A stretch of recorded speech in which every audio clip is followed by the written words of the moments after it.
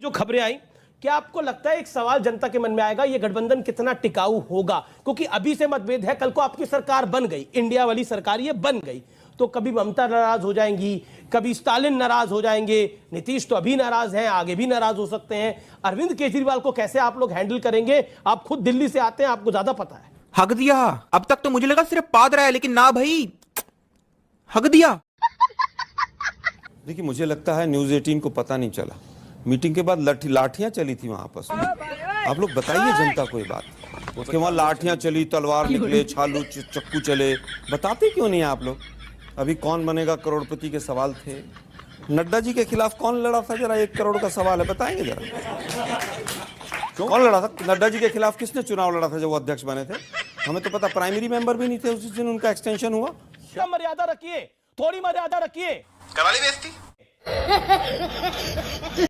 सुई की नोक पर टिका हुआ है इंडिया का ये गठबंधन, कभी भी धड़ाम से गिर जाएगा। और अब तो राहुल गांधी को लेकर भी कांग्रेस के खेमे से बड़ी खबर आ गई है, तो अमेठी से भी चुनाव लड़ेंगे राहुल गांधी।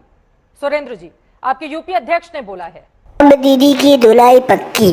दीदी तो गई, दीदी को अब बहुत ही जबरदस्त रिप्लाई मिलने वाला है, तो दोस्तों बने रहे और देखें सुरेंद्र सिंह राजपूत का रिप्लाई। हमारे गठबंधन सुई की नोक पर टिका हुआ है, तो हमारे धर्मशास्त्र कहते हैं कि हमारी पृथ्वी भी गाय के सींग पर टिकी हुई है। और देखिए पृथ्वी कितना अच्छा काम कर रही है।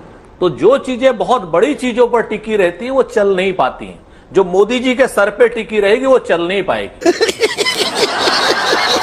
जो गाय के सींग पर, सुई के नोक पर टिकी रहेगी वो खूब चलेगी। क्या बात है सर, क्या बात है। करवाली बेइज्जती। और मोदी जी की क्या बात करनी यार, एक शिक्षक ने कह दिया, सिर्फ इतना कह दिया, अन अकेडमी के एक टीचर ने ऑनलाइन सिर्फ इतना कह दिया कि पढ़े लिखे और समझदार लोगों को वोट दो। वो कह के अपनी क्लास छोड़ के घर नहीं पहुंचा, रास्ते में उसको टर्मिनेट कर दिया गया। ये देख लो क्या गलती भाई, उसने गलत क्या कह दिया।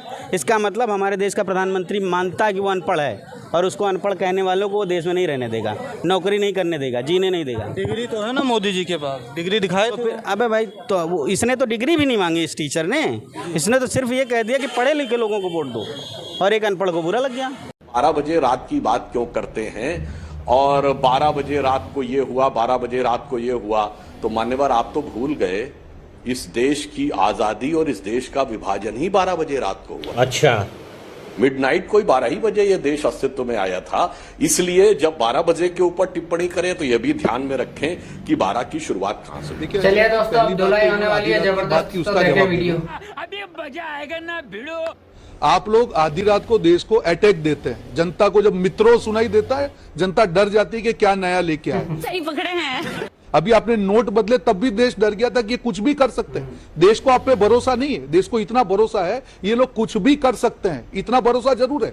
3 काले कानून थोप सकते हैं, नोटबंदी थोप सकते हैं। शर्म करो, शर्म। जिस आधी रात की आप बात कर रहे सुधांशु जी, वो देश ने जब आधी रात पाई तब भी आपने विरोध किया, आप तो अंग्रेजों के साथ खड़े थे। करवाली बेइज्जती। अल्हम्दुलिल्लाह